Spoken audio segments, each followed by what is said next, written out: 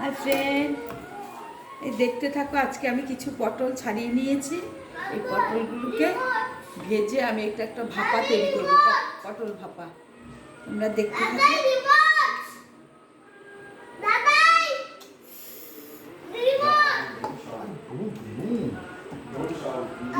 কালো কড়াইতে তেল দিয়ে আমি কালো জিরে ফোড়ন দিয়ে দিয়েছি। দাঁড়া, ওর ভাতটা দিয়ে দেবো।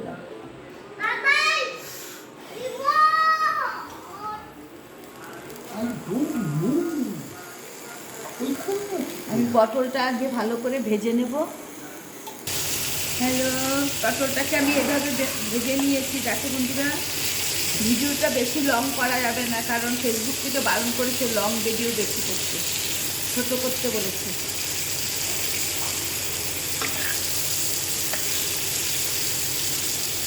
এই আরেকটু আমি ভেজে নেব, তারপরে আমি কি মশলা দিয়ে দেখাচ্ছি।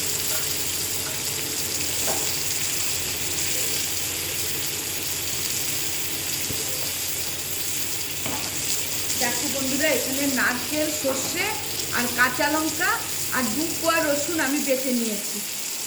এইটা আমি এর মধ্যে এবার দিয়ে দেবো। দেখো বন্ধুরা, আমি পটলটা ভেজে নিয়েছি। এবার আমি এই সর্ষে, নারকেল, কাঁচা লঙ্কা আর 2 কোয়া রসুন বেটে রেখেছিলাম, এটাকে দিয়ে দিচ্ছি।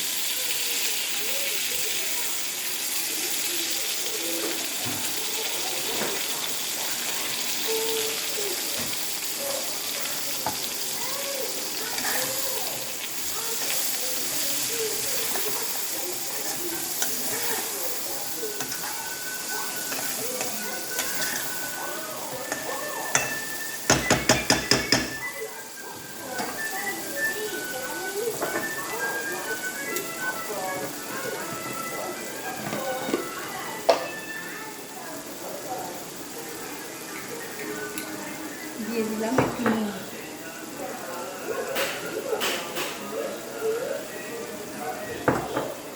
মিষ্টি দিলেও দিতে পারো, না দিলেও অসুবিধা নেই। এমনিতে পটল মিষ্টি। এখানে আমি নারকেল দিয়েছি, নারকেলটা একটু মিষ্টি। পরিমাণ মতো নুন দিয়ে দিলাম। যে যেমন নুন খাবে সেরকম নুন দেবে।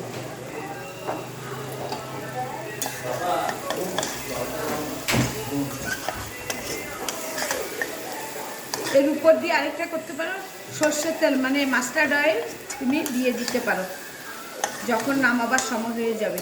মাস্টার্ড অয়েল আর ধনে পাতা। আমার ঘরে আজকে মাস্টার্ড অয়েল নেই, আমি দিতে পারবো না, তবে ধনে পাতাটা আমি দিয়ে দিচ্ছি।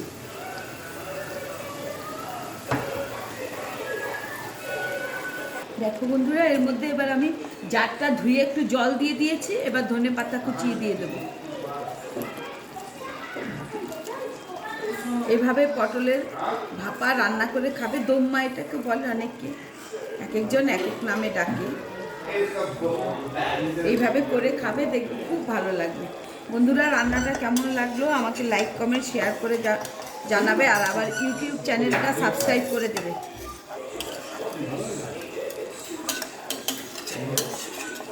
আমি ইউটিউব চ্যানেলও দিয়ে দেবো, সেখানে তোমরা দেখে নেবে রান্নাটা।